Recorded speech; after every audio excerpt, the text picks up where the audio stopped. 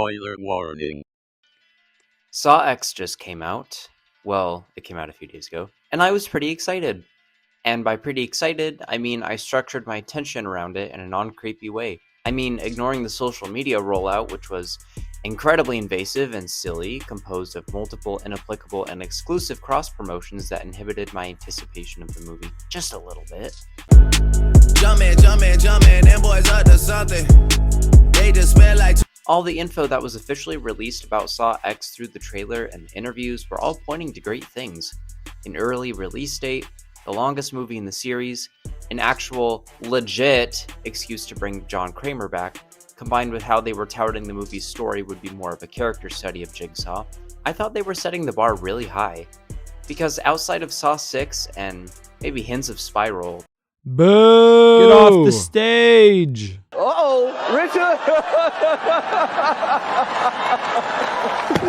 The Saw series has never really had anything real-worldly to say besides the laurels it had already granted by the second or third movie. You should be thankful to be alive.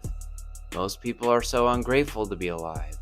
And that the will to survive doesn't exist in all of us. Those messages were disguised in elements of mystery, drama, and torture porn that featured the most intricate, convoluted, and twisty interconnected plot you've ever seen in a horror series. So, with all of that said, I was hoping Saw X would simplify things a little bit. You approach the 10th film in the Saw series, and what do you think the producers are considering? Well, you want to bring John Kramer back. But how? They managed to make 5 movies with the man dead, and yet keep him involved in the plot somehow. Do you really want to try that again? No more excuses within the movie. If you're gonna bring him back, which you probably should if you want to attract people to see, again, the 10th film in this series, you have to do it for real somehow. So, an in-between-quel that was separated from the intricacies of the main story, but could still play into it somehow, kinda gives you your cake and lets you eat it too. Like, a half slice at least. A new story, new ideas, and new traps, but you still get to keep Tobin Bell as Jigsaw, the face of the series, involved. Well, how do you do it? What's your entry point for this plot? Doing what the producers of this series tend to do very well, I imagine they scan just about every movie looking for any loose plot thread they could twist into a new story to tell. Oh, there was a vague line in Saw 6 about an experimental cancer treatment John wanted to try. This is a doctor in Norway.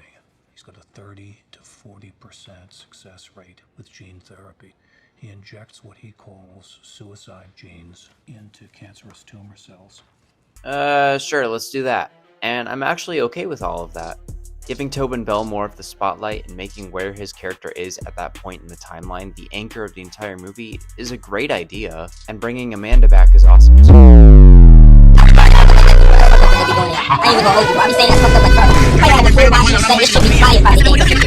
I enjoyed the trailer, the poster was dope as hell, and then I saw the movie.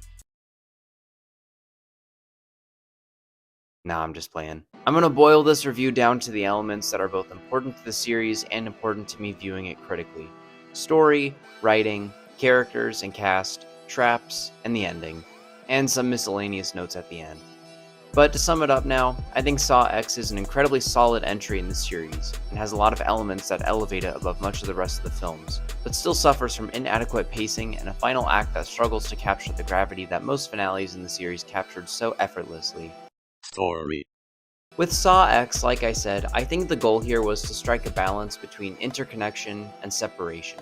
It should fit nicely into the timeline, but still be its own little corner of it. This is so you can still have iconic things like Billy the Puppet or Amanda, but still keep the door open for sequels under the new ideas this entry could present. And, in addition, an element of separation keeps the series' story from being tainted, or even further retconned in retrospect, something that seemed to happen in every fucking movie. And I think they achieved that nicely here.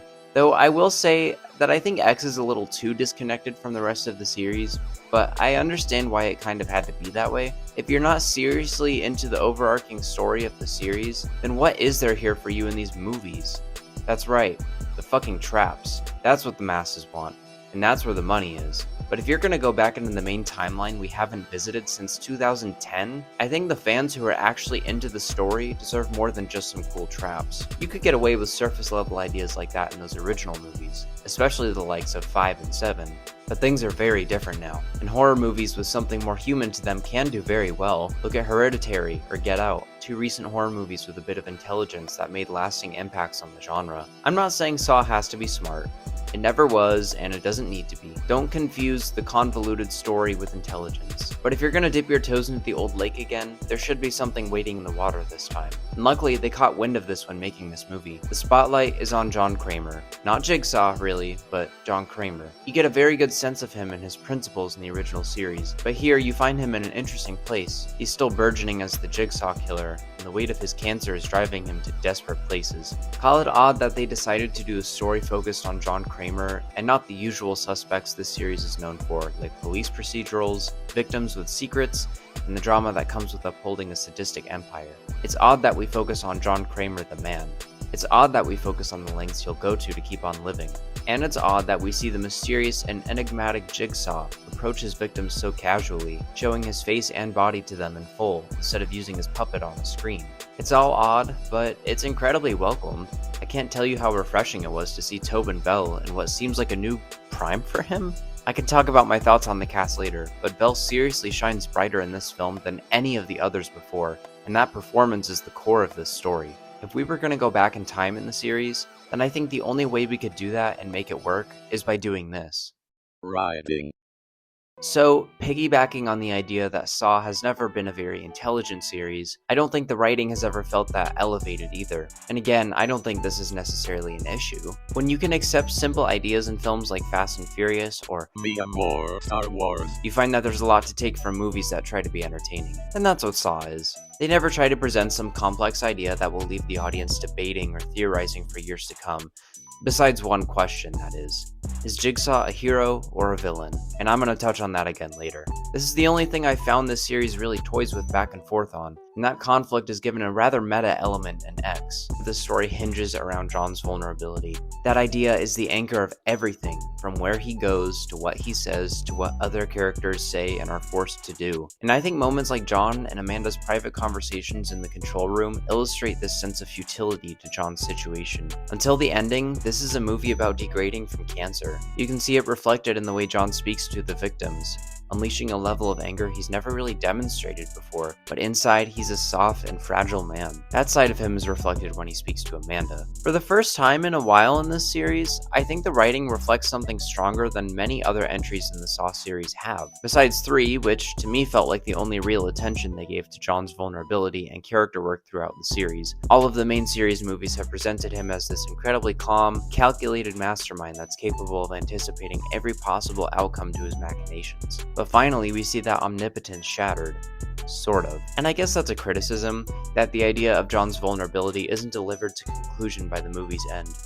Which I'll get to, by the way. characters and cast. I've talked enough about John, so I'll leave what I said with this. This is the best, most fleshed out and interesting version of him we've seen in the series so far. He displays such vulnerability in the way he wholeheartedly trusts Cecilia and everyone involved in the scam. It's a soft and kind side to this man that you knew was always there, just buried beneath the intentions of Jigsaw. And Tobin Bell continues to find ways to elevate his performance years later. It's awesome. But I enjoyed the other characters too. I am so glad Amanda is back. While X made John my favorite character of the series, Amanda was my favorite for the longest time. And I think she was done particular justice in this movie. Her characterization is a tribute to the power of keeping the same people involved in making your series. No one else would have taken the time to seriously consider where Amanda was at this point in the story. Still freshly John's apprentice, still not completely able to let go of her attachments to her past life despite her devotion to him, and still learning to trust John and his plans. While her dialogue bordered on Harley Quinn at times and wasn't quite as strong as her portrayal in 3, Amanda's presence was still one of my favorite parts of the whole movie. Her timeline-accurate characterization was constructed so delicately, and all her moments with John made me realize that besides 3, this is the most we've really seen them together. It actually made me crave more. It's also as if Shawnee Smith hadn't stepped away from this role for years. She slips back into Amanda like it's nothing, and her vocal range was amazing as ever. Really great performance. and you can tell she and Tobin Bell really worked on their character dynamics off the camera too. It's reflected so perfectly in their scenes together. So when I think about the players of the game in every movie, I think the golden example I compare all the others to is the group from 2. That movie was filthy, and the characters reflect that. Pretty much everyone is so mean and sneaky and angry in 2, and that keeps the tension afloat the entire movie. I enjoy strong characterization from the victims because what else are we really gonna get from them? At the end of the day, they're not the focus of the story. It's about John and his disciples, and usually there's 1 or 2 central protagonists outside of them. So if a character that's doomed to die can at least be memorable in some way, not just the traps they're placed in, but who they seem to be as people, and whether or not it seems like they deserve their fate, then I'll take that. I'm pleased to say that X did this pretty well. They kept it simple, with 4 main victims and 2 secondary ones. And with most of them being kept in the same area the bulk of the movie, it was pretty easy to not only keep track of them, but to spend time with and get to know them a little better too. Cecilia is the closest equivalent we have to a character like Jeff from 3, where this is mostly her test. She was the main mark the entire time, and who many of John and Amanda's decisions revolve around. She's a character you're supposed to hate, and in some ways I wish they went even harder in writing her that way. But I can't lie and say I didn't find her role reversal towards the end interesting and somewhat well pointed, even if it was all an unknowing facade. And I enjoy how because she's cruel and conniving, she naturally becomes the leader of the group and calls many of the shots. I could force myself to talk at length about the rest of the cast, but it's not worth it in all honesty. I like them the way they were written, but there's just not much to report on, which, like I said, is the way it should be in this series. I enjoyed how Gabriella affected Amanda's decision making. That was a really good touch and added to both their characters. Parker, Mateo, Valentina, Diego, they did their things. Okay. Be honest, how many of you even remembered their names? And the cast did a great job all around, honestly. You might see a trend if I do any more reviews like this, but I often find it difficult to blame actors for things I don't like. For me, it often boils down to the scripts they're given. There are some exceptions, of course. Max Lord, you're putting yourself and everyone else in grave danger. I need you to give me the stone. What happened to it? And some exceptions even in this very series, but these guys all did fine, and I'm loving the post-release feed of behind-the-scenes photos. It looks like they had a lot of fun. One last note on this topic is that Paulette Hernandez did a great job during the... How do I pronounce this? Hold on. I want to make sure I'm pronouncing this right. We are looking at how to pronounce this name as well as how to say more interesting, related, and some of the most mispronounced Italian words and names as well, so make sure to stay tuned and consider subscribing for more learning. How do you say it? Gigli in Italian. In Italy, this is said as Gigli. Gigli. She did a great job during that track. It was my favorite scene in the whole movie, mostly due to her performance. Segue! Traps. Like I said, this is where the money is in these movies. The masses crave seeing people in the most absurd, brutal situations possible. I want to say each movie usually has, let me refer to the chart, around 6 fully executed traps, and X meets the quota with 1 that was imaginary, 1 that was just kind of a room, but I guess it counts, and 4 deadass traps, and a mid-credits one that I'm not counting. And I should preface my thoughts by saying that the traps aren't as important to me as I assume they are to most people, because I'm pretty sure that most of the money that these movies make comes from the spectacle they present. But as a fan of the series, I like to look beyond just what the traps offer, and I think X has kind of a mixed bag when it comes to its traps. If I was going to boil the series down to this one quality, I think it would fall somewhere in the middle of the tier list. The Gigli Saw trap is easily the best one. Everything from the concept to performances to the music and folly was stellar and sold the scene. And beyond the amputation portion of the trap, the marrow section was revolting as well. I also enjoyed the self-surgery trap. It was a creative way to reflect the scam that the victims performed and feeds into John's attitude regarding them the entire movie. I wish the editing was a little more frenetic like how it was with certain traps in the original series, but it was almost there. The radiation trap was... whatever. This one wasn't timed like the two before it, so it felt a lot less intense as a result. And I think I was just expecting something a little more, considering how John felt so specifically hurt by Gabriella's involvement in the scam, only to give her easily the most survivable trap in the movie. These 3 traps in particular were all kind of staged the same way too. You have the trap victim doing their thing, you have Cecilia guiding them through it and encouraging them, Mateo crying his ass off in the corner, Gabriella just looking around scared and grossed out, I guess, and John in the control room looking like a father waiting for his child to make a good choice.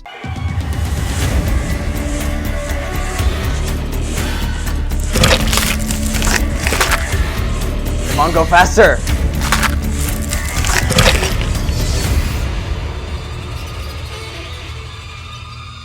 You have to go faster, don't you want to save yourself? No! Don't you want to live? You have to go faster! No! You have to go faster! You have to go faster! You have to go faster! You have to go faster! You have to go faster! You have to go faster! You have to go faster! You have to go. The pipe bomb trap was okay. A little forgettable, I guess, and I wish it was a little harder to watch considering the idea of having scalpels for hands, but it's fine. The eye vacuum was, well, I was actually okay with it being an imaginary trap, and I think that excuses a couple inadequacies about it since it was just an idea John had. And I think it looked really cool, but the execution was just not given any time to breathe or sit with the intensity something like that should have had. But again, it wasn't real within the movie, so I guess it doesn't matter. And the seesaw and gas room were both lame and low intensity set pieces to end the movie on. While this is my segue into my next topic, I'll leave on this. Having had so much time pass between the last time we really did one of these movies, and just the way really visceral violence has permeated the horror landscape the last few years, I'm a little surprised that these traps didn't hit harder. Maybe the ideas weren't flowing, maybe the studio shut down some better ideas for whatever reason, which, by the way, they actually did cut a mysterious and apparently too intense MRI trap? What the fuck? But ultimately, in my opinion, what we're left with is one really good trap, a decent one, and the rest are all pretty middling. I guess none of them were bad. I wish these traps were better overall, and my fucking segue is cold now. The ending. Okay, so the ending of a Saw movie is probably the most important part of the whole experience. It can make or break the whole movie, if you're paying attention to the story, that is. When I think of the best endings the series has to offer, my mind goes to Saws 2, 3, and 4. Those endings recontextualize pretty much everything the story had been building up thus far, and planted the next movie's feet in the soil. But since X is kind of a weird case, and it's separated from the timeline a bit, I was expecting this ending to set up further sequels that would take place within this sub-story, and maybe even continue things after 7. But I noticed throughout the movie, I wasn't picking up on anything that could have been perceived as evidence towards some kind of twist. Usually there are some subtle hints or pieces of dialogue that could be interpreted in different ways. I felt kind of stumped, but also a little concerned, because having seen 9 of these movies already, I've become a little privy to the tricks they use in the writing, and when Hello Zep started, it caught me off guard. I was on the edge of my seat waiting for the reveal that would put everything into a different context, and then the twist is that John was in control the whole time, and that they knew everything, and that they were pretty much gonna win no matter what. And then the scene was pretty much this incredibly awkward and poorly choreographed fight between 2 characters in a room full of poisonous gas while John, Amanda, and a child watch from the room below. It was actually kind of embarrassing, and I'd like to explain why, because I don't really see anyone talking about this ending much. Earlier, I said I think the only question this series plays around with to think about outside of the movies is whether John is a hero or not. He delivers justice, sure, but in pretty, unorthodox ways. We're pretty much given no indication as to whether the survivors of Jigsaw's traps are affected in the ways he intended, until Saw 3D, when that idea is put into question. That was one of the only interesting things about that movie, by the way. But if you look at the concept of Jigsaw and how easily that idea can be turned into just murder, I think it's clear that we shouldn't be giving John any real credit as some kind of justice warrior or hero or vigilante or anything. Any synonym you can come up with. But that's where the grit of horror comes in. These are horror movies, and John's misguided beliefs are backed by his perception of the world. That's what makes him an interesting character, is that he believes he's doing the right thing.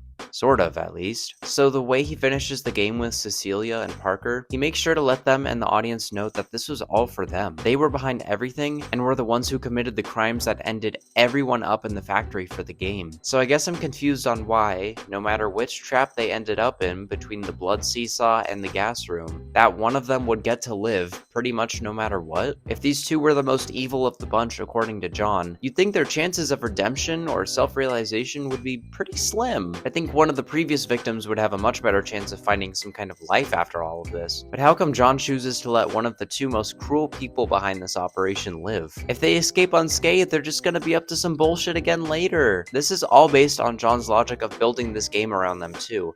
Am I making any sense? I mean, Jesus, Valentina had to cut a whole fucking leg off and suck the marrow out of it. But Cecilia and Parker would just have to... I guess I don't even understand how an actual versus situation would work on the seesaw. Or beat the other in Mortal Kombat in a gas chamber. It was stupid to me, that's all. And clearly if there's a sequel, Cecilia is gonna be involved somehow. They're not gonna do all that setup for it to go nowhere. One more issue that I have with the ending that I didn't really realize until my second viewing is that, while yes, it's sweet that John gave Carlos the money that Cecilia scammed, wouldn't it have been more properly placed to give that money back to the families of those who died as a result of the scam? That's justice. That's what fixing this situation would have looked like. I'm sure you could write it off as, oh, well, if John gave the money back, then it could be traced back to him and he could get arrested. No, it couldn't. That's all you need to say. Anonymous wiring, that's it. That's the kind of logic these fucking movies are based on. This is the Fast and Furious of horror, and I love it. Don't rock the fucking boat. Giving it to Carlos was a sweet gesture, I guess, but it seemed like an odd attempt to make John and Amanda seem like heroes, which, like I said earlier, isn't something I really want to see these movies do. I like seeing John vulnerable and emotional, right, but nuance and layers does not equal heroism, and as a result, I didn't enjoy this ending. I mean, I guess unless the only money that was in that bag was John's, in which case that is fully his right to give all the money to him, but that's not what I thought was implied. I don't know. Miscellaneous notes. Now I'm gonna scramble through a bullet list of other thoughts I have before we wrap this shit up. Ready, set, go! The color grading was good and consistent with the visual values of the series, but I almost wish they went even harder with it. I think of how fucking disgusting Saw 2 looked with these putrid yellows and ochres, or 3 with a lot of pale greens and blues. X was really giving that meme of movies taking place in Mexico having a sepia filter. Outdoor scenes there were very tan and brown, which I didn't like very much, but my Caucasian American brain just accepted that that's what Mexico looks like in movies. But all the factory stuff was kind of a balance of yellows and greens and blues. I thought they did a good job with that, but I wish it was even gnarlier. I wanted to leave that theater with an orbital headache. I loved reading up on this movie's production and finding that they were considering de-aging Tobin Bell and Shawnee Smith, but opted not to for the sake of the conversations their characters would have in private that required a lot of close-up and personal shots between them. I think that was a phenomenal decision. In a world where you can die, but you can't really die if you were in a big movie franchise, it's nice to see some fucking restraint for the sake of performance and filmmaking for once. I was a little surprised to read beforehand that there was a credits scene, as Saw has never really done that besides the director's cut of 6, which had a post-credit scene that literally didn't add anything or have anything to do with anything. I mean, I guess this guy liked it. But assuming that X was basically going to be the start of a new pocket of films in the series, I figured a credit scene of some kind could set up where the story could go next. And there were all these Hoffman theories floating around that could be acted on as well. And let me say, that mid-credit scene was absolute and total dog shit. The writing was embarrassing, and they brought back Hoffman in a meaningless context that doesn't allude to any ideas they have for some kind of a continuation. It was fan service. Amanda coming back, in my opinion, was not fan service, because they did her character very well in this one. They didn't just bring her back to bring her back, but Hoffman does nothing but embarrassingly glaze John the entire scene, and then that's it. I would have rather had no Hoffman than this, I'm dead ass. I would love to see him in a sequel with the same time and care they gave Amanda, though. Did it piss anyone off how the Saw and surgery traps were both successfully completed by their respective victims, but they still failed because of the time limit? Like, they did the things! They did it! I'm wondering if there should have been some way the time could pause as long as the marrow scale was being weighed down, or if the gray matter was dissolving in the enzymes or something. Because they did what John asked. What the fuck? I've heard people say this was to reflect the sense of false hope they gave John during his surgery, that he thought they were saving him but he was actually still going to die. And while I like the idea of the traps reflecting something personal and being ironic regarding the characters involved, the logic of "you can do what I say but you'll still die" was the literal problem with Amanda and Hoffman as apprentices to John. Amanda bolted the angel trap to that lady and welded the door shut to the hook trap in 3, and Hoffman would do shit like that too, or just straight up directly murder people. Even if it's not as direct as that, I don't think John would reflect his anger by making it so they lose unless they do what he says within 0.5 seconds, you know what I'm saying? Especially when he's so outwardly insistent on getting the victims to a hospital if they survive. You can't have your cake and eat it too. Can I say that more than once in a video? The score was particularly excellent. Charlie Clouser came back once again and killed it. I would also like to bring up my theater experience watching Saw X for the first time, just because I thought it was funny. I won't name any names, but my bestie and I went to this theater that has table service. It was my favorite movie theater for a while because it was local and had really good food. But because it's a local theater, it also attracts a lot of interesting people, and everything is okay so far. Besides people ordering the fucking light up Saw X popcorn containers that will be worth no money in 6 months and will never be used by them again. And we get to the scene where Amanda's breaking into Cecilia's rich people house, and Cecilia's like, "I have a gun," even though she only had a weird cane thing. And this absolute Joker, this absolute Arthur fucking Fleck, this absolute king of comedy, master of jests, Laugh Riot, 2 rows behind us, says at a non-theater volume, "Do you really though?"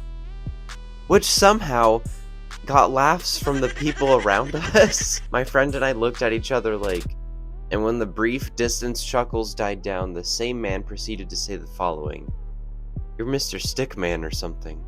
I swear to God that's what he said. And it made absolutely no sense, and I was about to shit myself. And when no one laughed at the Stickman comment, he proceeded to unleash the most foul, deep belly belch in my goddamn fucking life. But the fun didn't end there. I brought up the table service earlier because the guy who was bringing food to our auditorium didn't realize that the guy who ordered his Thai chili wings had already received them. So he went from table to table twice, trying to figure out whose wings they were. It took him 10 fucking minutes to try to figure this puzzle out, until he just went to the side of the theater and yelled at the top of his lungs, "Who's ready for some Thai chili wings?" Which completely interrupted my focus on the movie. He eventually figured out what happened, but holy shit, I kinda wish he figured it out sooner.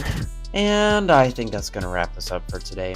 Overall, I enjoyed Saw X quite a bit. It's not only one of the better movies in the series because of its faith to the original run and its writing and execution, but one of the better movies I think I've seen this year as a horror junkie. It was pretty much everything they said it would be, but I wish it had gone even harder in certain aspects. If you like those first few movies, check this one out. You'll probably like it. Here's my ranking of the series, I guess. Alright y'all, that's it from me. Thank you for watching, and I'll see you in whatever I do next.